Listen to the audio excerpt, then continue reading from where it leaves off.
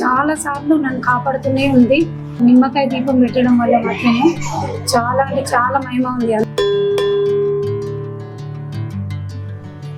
శ్రీమాత్రేనమా, నా పేరు గుమ్మడి కవిత. నేను సిసి కాలనీలో ఉంటాను. నేను ఇప్పటికి ఇది 3వసారి నిమ్మకాయ దీపాలు పెట్టడం. ఫస్ట్ ఇంట్లో ఆర్థిక పరిస్థితి బాగాలేక పెట్టాను. అందరు 16 రోజులు 21 అట్లా పెట్టి, కానీ నాకు 5వ రోజు వరకే మంచి రిజల్ట్ అనిపించింది.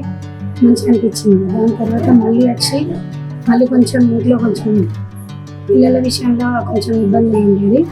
దానికోసం పెడితే అది కూడా నాకు 5వ రోజుల వరకే కొంచెం మంచి రిజల్ట్ వచ్చింది. ఇది మళ్ళీ 3వసారి. ఈ 3వసారి ఏం జరిగిందంటే కంప్లీట్గా నా ప్రాణాలు పోయే పరిస్థితి వచ్చింది అన్నట్టు. సో దీనిలో అమ్మవారి రూపంలో అమ్మ కనిపించింది. ఆ అమ్మ కనిపించి తనతో మాట్లాడుతూ నేను పైకి అంటే మెట్ల పైన కూర్చొని చూస్తూ ఉంటే నేను అమ్మవారి దగ్గరికి వెళ్ళి, అమ్మ ఇక్కడ ఏం చేస్తున్నావు అని చెప్పేసి అడగానే ఏం లేదని చెప్పేసి అని ఇంకా దగ్గరికి వెళ్తున్నా. ఎంత దగ్గరికి వెళ్తా ఉంటే నాకు ఇక అంటే వైబ్రేషన్ ఇలాగా వస్తుంది. అసలు ఏం జరుగుతుందో అర్థం కాలే.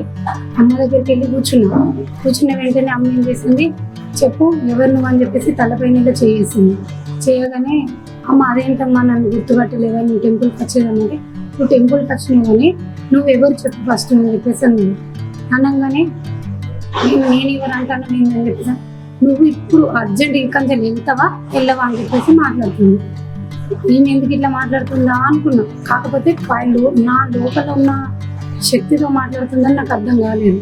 వెంటనే తలపైన చేయి పెట్టేసి కొంచెం వెళ్ళు అని గట్టిగా ఇట్లా కళ్ళు ఇట్లా వచ్చేసి గట్టిగా మాట్లాడగానే వెంటనే అమ్మ చేయి పెట్టేసి కిందికి మెట్లు దిగి పరిగెత్తుకుంటూ మరి చూసుకుంటూ వెళ్తూనే ఉన్నా.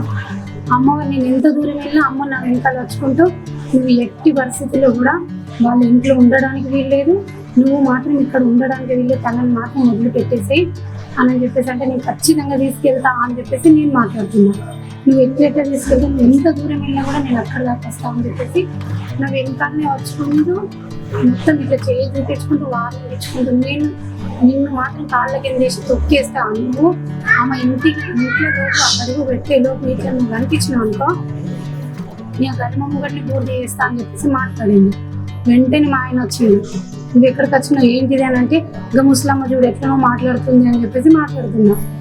ఆయన చూసి అంటే కళ్ళున్నాయి ఇదంతా, ఆయన చూసి అక్కడ ఎవరు లేరు, నువ్వు ఎందుకు వచ్చినావు ఇటు అని చెప్పేసి తీసుకెళ్ళి ఇంటికి తీసుకుని వెళ్తున్నాను. వెంటనే లేచి ఇక బాగా భయపడ్డా నేను. అసలు ఏం జరిగింది ఏంటి అన్నది ఆ నైట్లో చెప్పకుండా మార్నింగ్ టైంలో చెప్తున్నాను. అది అమ్మవారు నన్ను మాత్రం చాలా సార్లు నన్ను కాపాడుతూనే ఉంది.